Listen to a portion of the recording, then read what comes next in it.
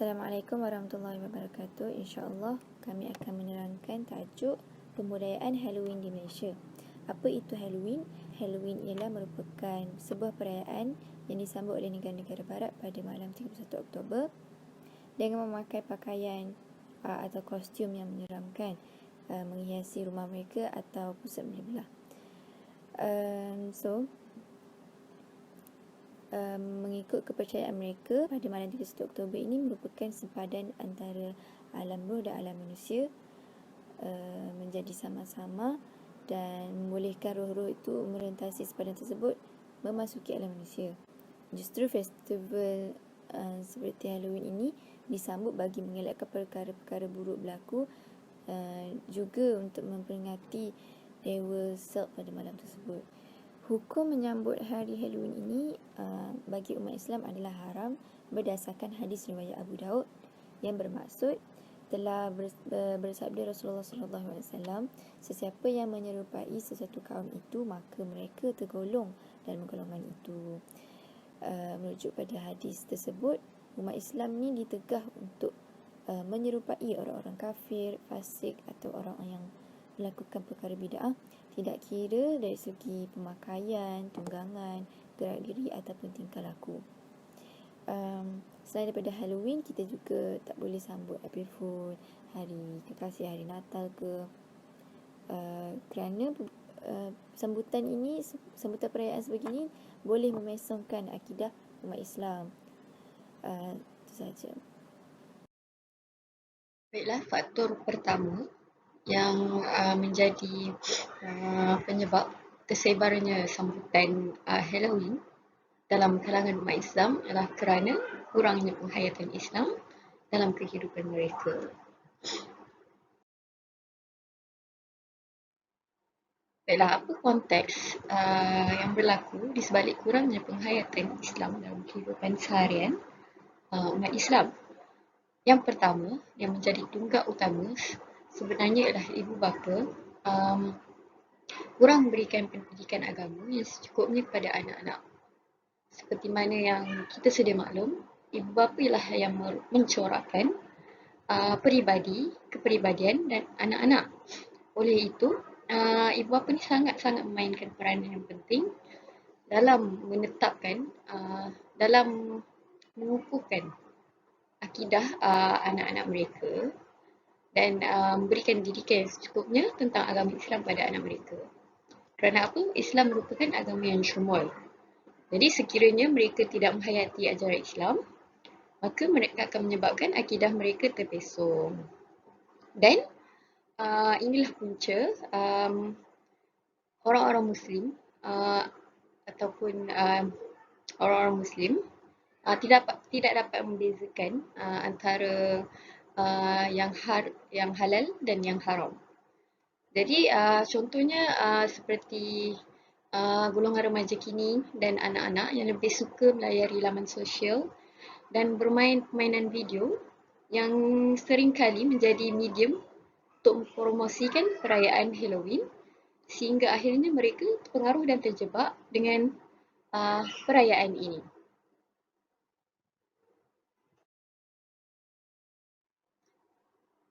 Baiklah, seterusnya, kurangnya penghayatan Islam dalam kehidupan seseorang adalah berikutan kerana kurangnya mereka mengikuti aktiviti keagamaan yang dijalankan oleh mana-mana pihak. Walaupun kebiasaannya aktiviti-aktiviti keagamaan dijalankan di masjid ataupun surau-surau yang berdekatan dengan tempat masing-masing, tapi memandangkan situasi tidak berapa mengizinkan, situasi kini tidak berapa mengizinkan, kita sebenarnya banyak alternatif lain seperti kelas-kelas agama yang dijalankan atas talian ataupun program-program yang ditayangkan di kaca televisyen. Contohnya macam program Tanyalah Ustaz, Assalamualaikum Ustaz, Cinta Fiqh Ilmu Syariah, ataupun mungkin kita boleh menonton stesen-stesen televisyen yang menghususkan program-program mereka untuk mengukuhkan akidah umat Islam melalui program-program yang ditayangkan dalam stesen mereka seperti TV Al-Hijrah dan Astro Oasis. Tapi sebaliknya, umat Islam sekarang lebih gemar mengikuti trend semasa sehingga mereka banyak membuang masa dan tiada masa menghadiri untuk kelas agama. Contohnya mereka banyak menghabiskan masa di sosial media ataupun seperti TikTok, Instagram, Twitter dan sebagainya. Okay, jadi kelas-kelas agama ni dia memainkan peranan yang penting dalam memberikan ilmu kepada umat Islam dan peringatan supaya kita tidak mudah terpedaya dan terikut-ikut dengan budaya bukan Islam. Supaya kita sentiasa peka tentang hukum menyambut sesuatu perayaan yang diasaskan oleh orang-orang yang bukan Islam. Seperti mana perayaan Halloween yang semakin menular dalam kalangan umat Islam.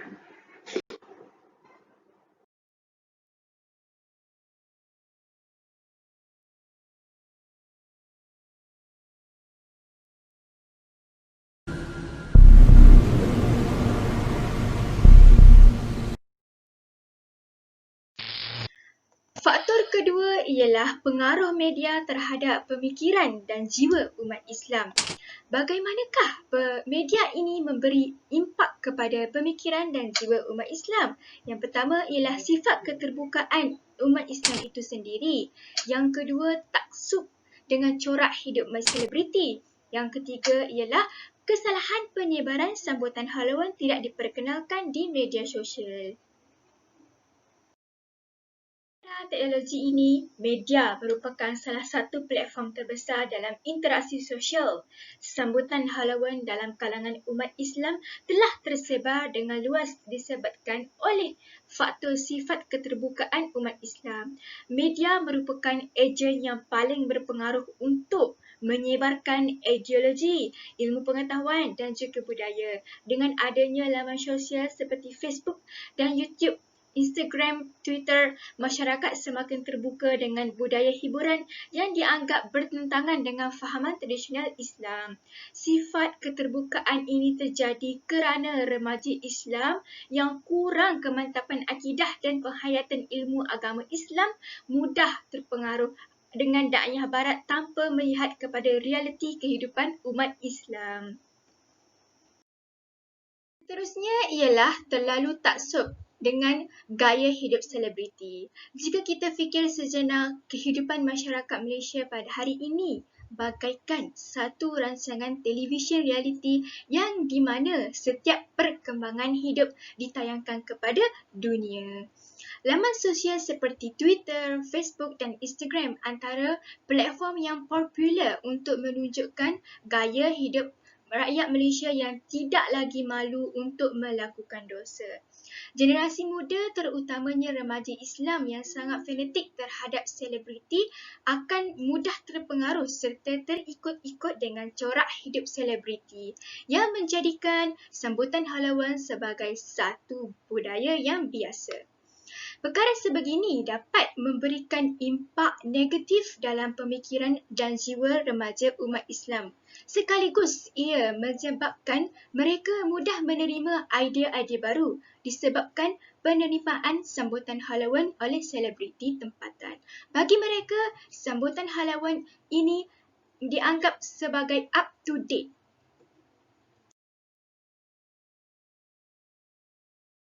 Akhir sekali, kesalahan penyebaran sambutan Halloween tidak diperkenalkan di khalayak ramai di Malaysia.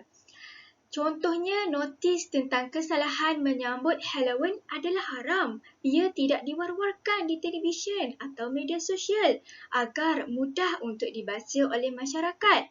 Sebahagian rakyat Malaysia yang beragama Islam masih tidak tahu tentang isu yang berkenaan dengan kesalahan menyambut Halloween.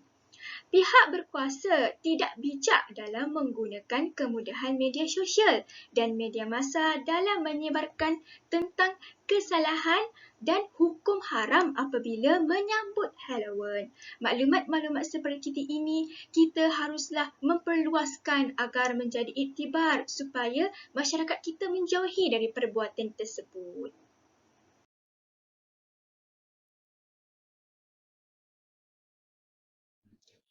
InsyaAllah, seterusnya kita beralih ke faktor ketiga, pembudayaan Halloween di Malaysia. Faktor ketiga pembudayaan Halloween di Malaysia ialah penerimaan sambutan Halloween. Penerimaan sambutan Halloween sangat diterima baik oleh setengah masyarakat Islam di Malaysia. Perayaan ini dilihat semakin mendapat sambutan dan diraikan oleh pelbagai sektor walaupun hukumnya jelas haram di sisi Islam. Di sini kami akan jelaskan dua contoh sektor yang sangat jelas dijadikan contoh sebagai bukti kepada faktor ini. Dua sektor itu ialah yang pertama, sektor pendidikan dan yang kedua, sektor ekonomi. Kita beralih ke sektor pertama iaitu sektor pendidikan. Dan melihat dari aspek ini, perayaan ini semakin mendapat sambutan dengan cara diraikan oleh sesetengah sekolah swasta maupun kerajaan. Mereka ini tidak akan melepaskan peluang untuk meraikan sambutan Halloween. Apabila tiba waktu perayaan ini, pihak sekolah akan menganjurkan pesta Halloween di peringkat sekolah. Pelajar-pelajar akan mengenakan pakaian tema Halloween dan mereka juga akan mengenakan solekan wajah yang seram semasa pesta Halloween ini dianjurkan di sekolah mereka. Apa yang menjadi kebimbangan kita ialah yang pertama, perkara ini menjadi satu kebimbangan apabila para pelajar yang beragama Islam turut serta dalam perayaan Halloween ini. Dan dengan galakan pihak sekolah, para pelajar akan menganggap perayaan Halloween ini adalah dibenarkan kerana sudah menjadi kebiasaan bagi mereka menyambutnya di sekolah. Di sini kita boleh nampak mengapa pembudayaan Halloween di Malaysia terjadi kerana sejak kecil lagi masyarakat di Malaysia telah disuntik dengan galakan iaitu melalui pendidikan di sekolah. Yang kedua, kita lihat pula sektor ekonomi. Apa yang diperhatikan? Setiap kali tibanya bulan Oktober, kebanyakan restoran, pusat beli belah, taman tema dan juga pusat hiburan akan mengadakan promosi bersempena dengan perayaan Halloween ini. Mereka juga tidak akan melepaskan peluang untuk menghias premis-premis mereka dan mendekorasikan premis mereka mengikut tema Halloween. Apa yang akan terjadi ialah yang pertama, sambutan ini secara tidak langsung akan menyuntik minat para pengunjung yang datang dari pelbagai peringkat umur. Dan yang kedua, masyarakat di Malaysia, terutamanya orang Islam akan menganggap perayaan Halloween adalah suatu perkara yang normal diamalkan di Malaysia. Dengan dua contoh sektor ini, jelas kita nampak bahawasanya pembudayaan Halloween di Malaysia telah mendapat tempat di pelbagai peringkat umur masyarakat di Malaysia maupun sejak kecil lagi dan dewasa.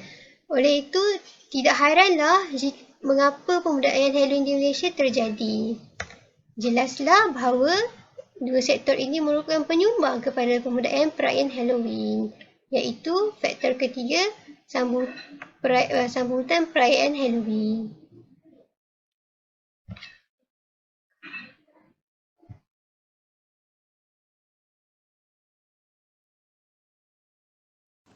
Assalamualaikum warahmatullahi wabarakatuh. Sampai juga kita di bahagian penutup bagi perbincangan dan perbincangan kami. Daripada bahagian penutup, saya akan memetik satu petikan ayat Quran yang berbunyi A'udzubillahi minasyaitanirrajim. Bismillahirrahmanirrahim.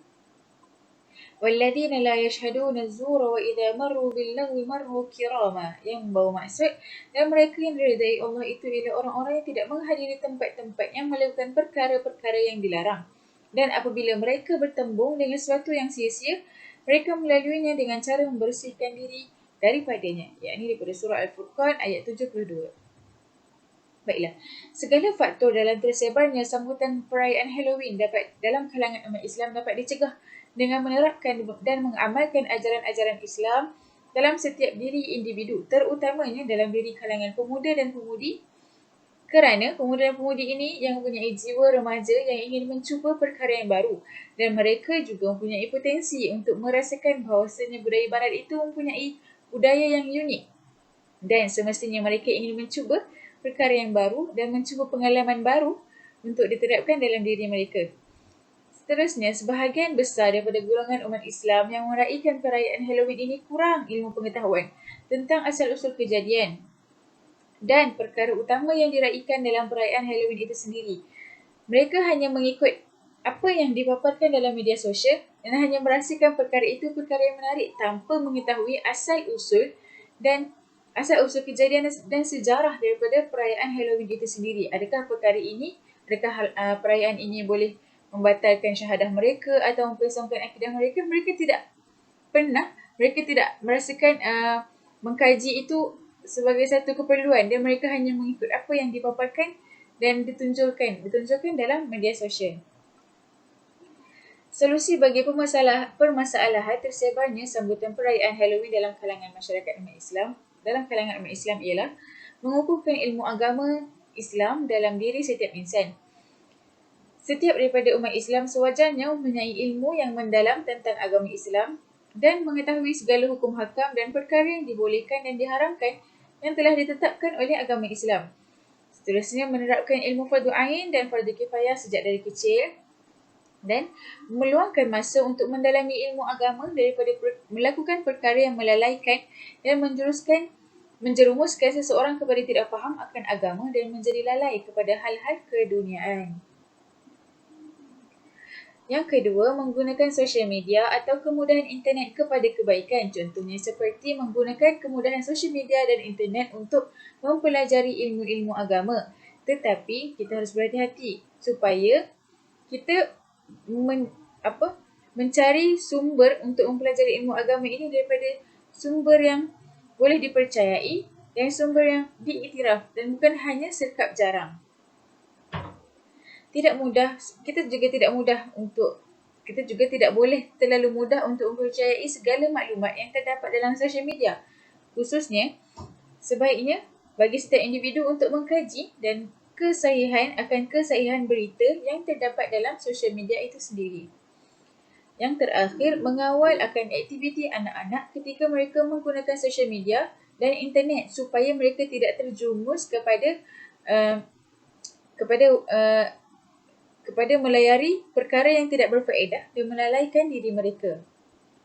Kesimpulan daripada perbincangan dan perbincangan kami daripada topik ini adalah setiap daripada umat Islam hendaklah menitik beratkan segala perkara dalam kehidupan, terutamanya perkara yang berkaitan dengan hukum hakam agama, supaya mereka terhindar daripada melakukan perkara yang bercanggah dengan apa yang telah disyariatkan oleh Islam dan dapat menjaga syahadah yang telah dilafazkan. Sesungguhnya setiap perkara yang berkaitan dengan agama bukanlah perkara yang boleh dianggap remeh, kerana ia juga berkaitan dengan akidah setiap umat Islam itu sendiri. Baiklah, sekian sahaja daripada saya. Assalamualaikum warahmatullahi wabarakatuh.